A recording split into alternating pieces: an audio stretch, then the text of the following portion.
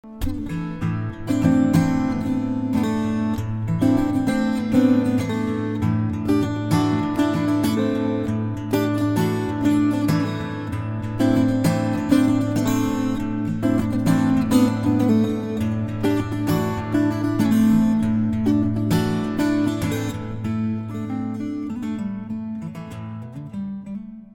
I think about being a priest, one of the things that comes to my mind is that it's not a job. It's never been a job. It's always been a vocation, and when I was ordained, the priest who preached at my first Mass said, "Why Tom?" And I suppose 33 years later I'm still trying to figure out why me? Why did God ask me to be a priest? When I think about being a priest, one of the things that I think about, first of all, is how graced I am when I am invited into situations in people's lives, such as a time of death, or the joy of a wedding, or a baptism, or just helping people sort out things. The fact that they will allow me, acting in God's presence and on behalf of God in some cases, to help them make that moment in their life meaningful and hopefully an opportunity of faith. One of the things I would have to say about being a priest is that it's never been boring, because it's always something new each day, and each day brings a variety of things, but every opportunity that comes by is some way a moment where we can help connect someone's life with God and somehow help them grow in faith and become a better person themselves. So I would have to say that 33 years have been good, and I'm looking forward to whatever is ahead and what is to come.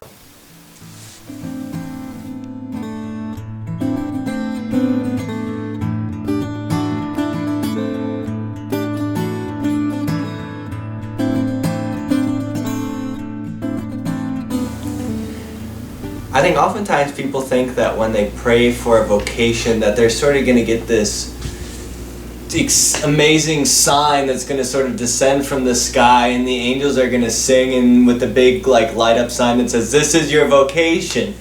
But honestly, that's not how it happens. I think when we're open to God and what God wants for our lives, and we are praying daily, "Okay, God, what do you want me to do with my life?" that God will use that, and it's not one big moment where we fall on our knees and say, "Yes, God, I'll do whatever you want." Oftentimes it's just a continual saying yes and yes and yes, and sometimes we mess up and say no, but coming back to Him again and saying, "Yeah, like Peter, you know what, Lord, I'm a sinner, and here I am again," and God will use that and will guide our heart to use us as He wants us for His glory and for His mission. So I think it's more than one big yes. It's oftentimes a yes and lots of little yeses when we're trying to figure out what it is God wants for our life.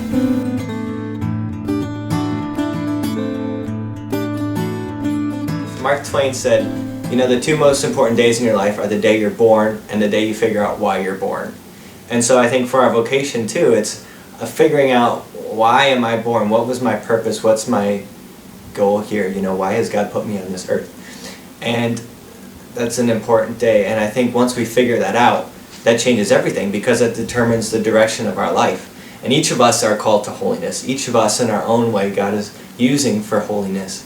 So once we figure out what that unique way is that God is using to call us to holiness, all of them equal, all of them beautiful in their own way, we can say, okay, now how can I live that vocation to the fullest? How can I be a good steward of that vocation God has given me? How can I use this gift for God's glory? And how is it challenging me and shaping me each and every day?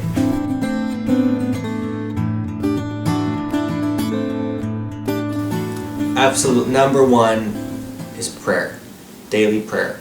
And whenever we kind of get weak in that, it affects everything. It affects the way we're living. So for me, sort of the number one is daily prayer. Are we remaining faithful in prayer?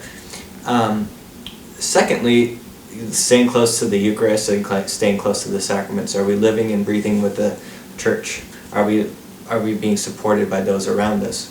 So I think another thing is you have to have support. You have to have good friendships. You have to have people who, not just other priests, but other people who can support you and who can be there for you at all times, just to hang out, just to talk to, or family members or friends, or just, you know, when you need to go out for pizza, or you need to go out and you need to go play volleyball, or you need to go play ultimate frisbee, or you need to have Nerf gun fight, you know, whatever it is, just to have that support is absolutely vital for all of us living out our vocations. And I think that's the beauty of vocations, is that vocations help each other. I hope as a priest I am inspiring and helping married couples and teaching them what it means to be faithful to each other, and they likewise teach me what it is to be a faithful and good father and loving father, and in this own unique vocation of priesthood.